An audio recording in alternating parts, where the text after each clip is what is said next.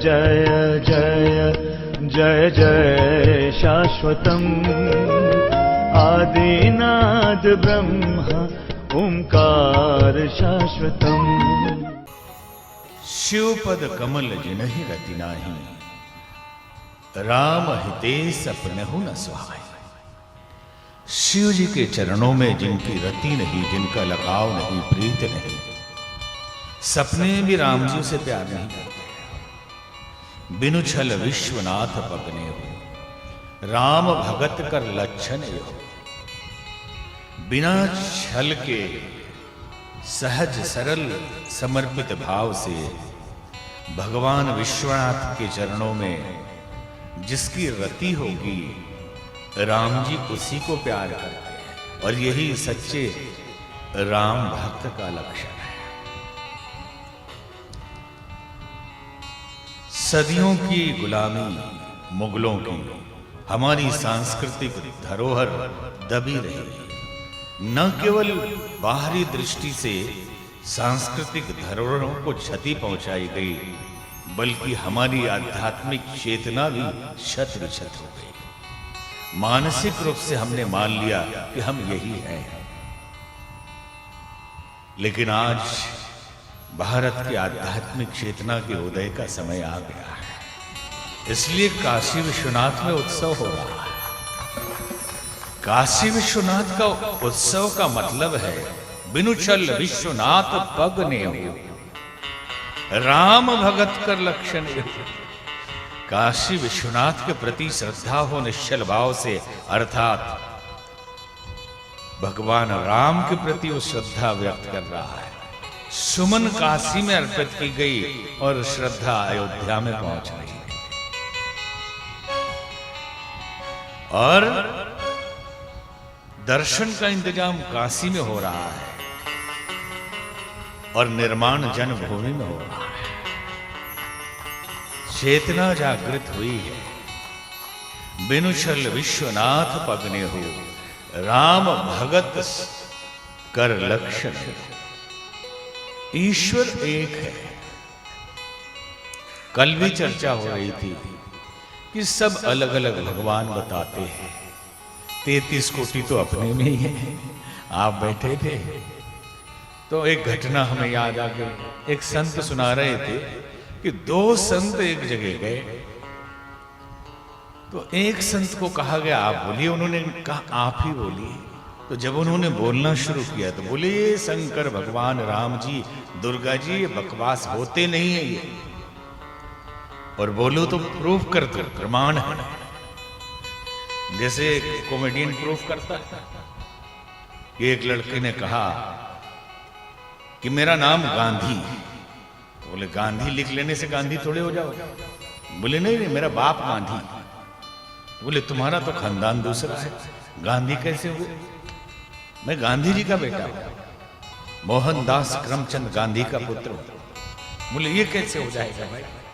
तो बोले वो राष्ट्रपिता है कि नहीं, प्रूफ करूं? बोले हाँ। और मैं राष्ट्र का बेटा हूं कि नहीं? बोले हैं।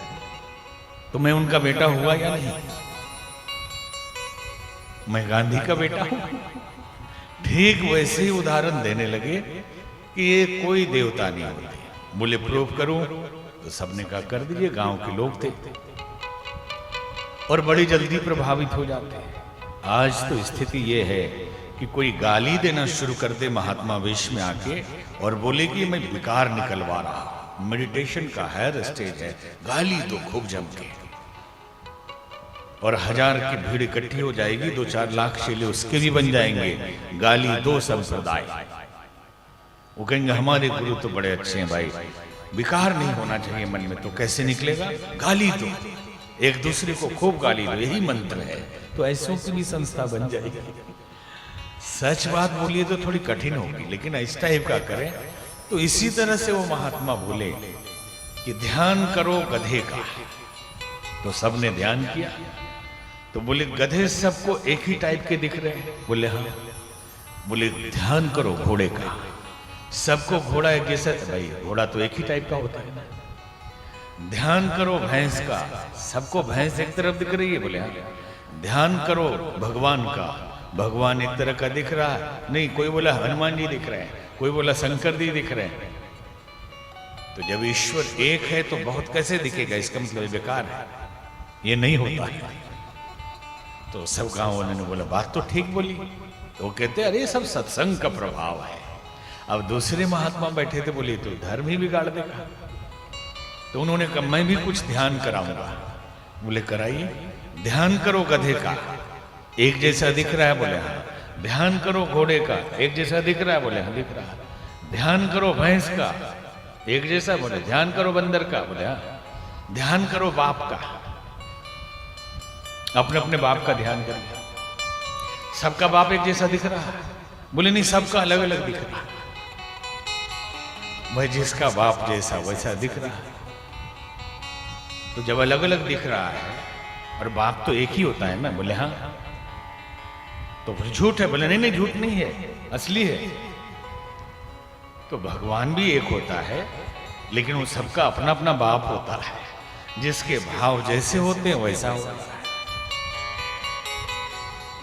जब ये लिखा गया उस समय परिस्थितियां ऐसी रही होंगी कि शिव भक्त और विष्णु भक्त बहुत लड़ते थे।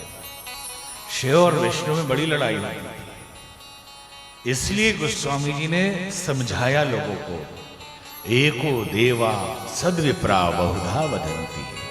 ईश्वर एक ही है, ज्ञानी लोग अलग अलग बोलते हैं।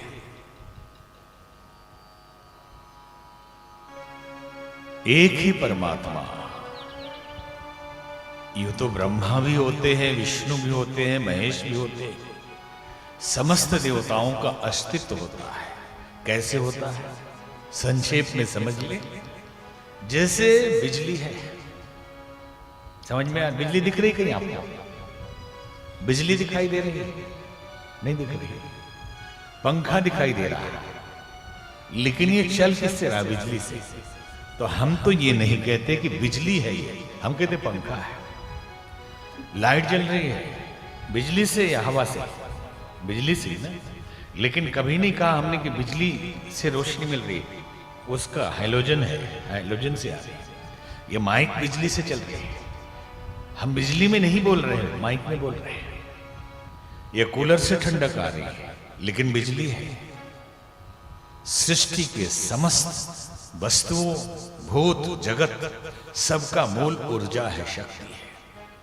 और सारी सृष्टि में हम ये कह सकते हैं, live manifestation of energy is live God. शक्ति की प्रत्यक्ष अभिव्यक्ति ही देवता है। जब वही बॉडी भी एनर्जी है और एनर्जी से ही चलती है।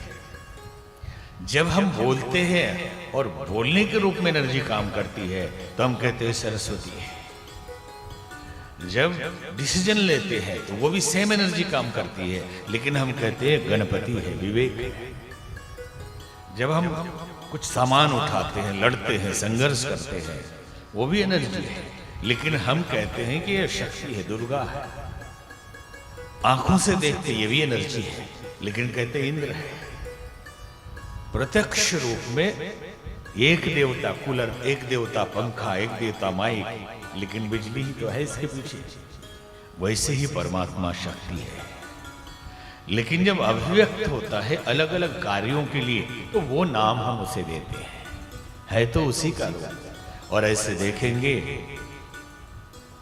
तो creation of universe is Brahma, the process of creation. जब ये सृष्टि चलती है, बनती है, निर्माण होती है, उस प्रक्रिया को हम ब्रह्मा कहते हैं। तो कोई दाढ़ी वाले बाबा आदमी की तरह ऊपर नहीं बैठे।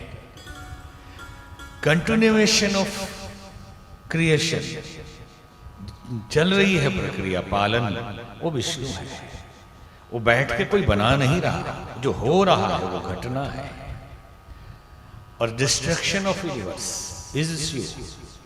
जब फिर से वो दूसरे रूप में जाने लगता है बदल के, उसके लिए कोई फर्क नहीं पड़ता कि बना, टूटा, बिगड़ा, वो तो चल रहा है, सिस्टम चल रही है। हम उसमें बनते बिगड़ते में परेशान होते हैं। तो एको देवा सद्विप्रा बहुधा वदन्ति। तो शिव जी की पूजा करो तो विष्णु जी तक जाएगी, विष्णु जी की पूजा करो तो शिव जी तक जाएगी, सब तो उसी की हो रही है। उससे बाहर कौन है?